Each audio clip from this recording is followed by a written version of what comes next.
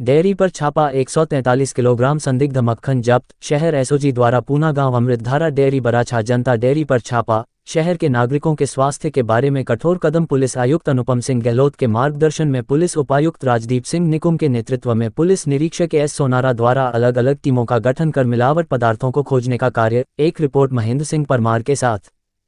गई काले बे डेरी में रेड कर जनता डेरी वराछा और सुरभि अमृतधारा डेरी पूना गाम अंदर रेड करता 143 किलोग्राम शंकास्पद माखणनो जत्थो मळी आवेल छे, जेनी किंमत 28,600 जेवी रकम थाय छे। फूड सेफ्टी ऑफिसर द्वारा आना नमूनाओ लईने एने लेबोरेटरी में मोकली आपेला छे।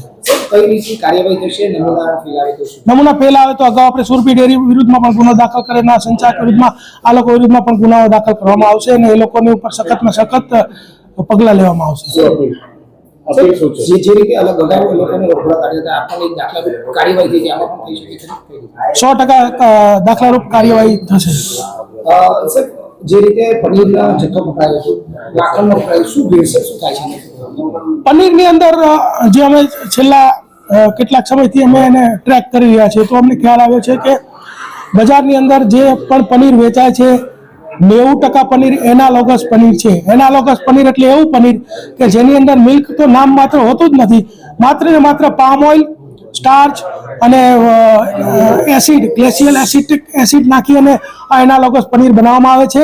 એફએસએસઆઈ દ્વારા એનાલોગસ પનીરની મંજૂરી આપે છે, પરંતુ એના સ્ટ્રિક્ટ રૂલ્સ છે કે એનાલોગસ પનીર 500 ગ્રામથી નીચેના પેકેટમાં વેચી ન શકાય, લૂઝ ન વેચી શકાય અને બ્રાન્ડેડ પેકેટમાં જ વેચવું જોઈએ।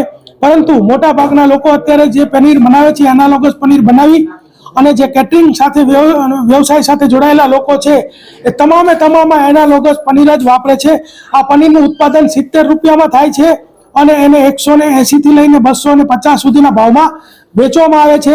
એટલે આવું કેટરિંગના વ્યવસાય સાથે સંકળાયેલા લોકો ચેતી જજો, આવું પનીર મળશે તો તમારા ઉપર ખૂબ જ કડક કાર્યવાહી કરવામાં આવશે અને જો આવું પનીર ખાઈને કોઈની તબિયત ન થશે તો ખૂબ જ ગંભીર પ્રકારનો ગુનો દાખલ કરવામાં આવશે જો એ વ્યક્તિ ફરિયાદ આપશે તો। સર, અત્યારે જે માખણનું જે પકડાયું છે એમાં કઈ રીતે ભેળસેળ સામે આવી છે? માખણ જે પણ એ પણ પામ ઓઇલમાંથી ને એ રીતે બનાવવામાં આવે છે। તમામ વસ્તુઓ, માખણ, ચીઝ, બટર, પનીર, તમામ વસ્તુઓ પામ ઓઇલમાંથી બનાવવામાં આવે છે। એટલે કોઈ સસ્તી સ્ટ્રીટ ફૂડ કે રેસ્ટોરન્ટ કે કોઈ તમને કેટરિંગ વાળા સસ્તામાં ડીશ કરી આપે તો મહેરબાની કરીને તમે એમાં નહીં ફસાતા, લોકોના આરોગ્ય સાથે ચેડા નહીં કરતા, આ લોકોને મારી અપીલ છે।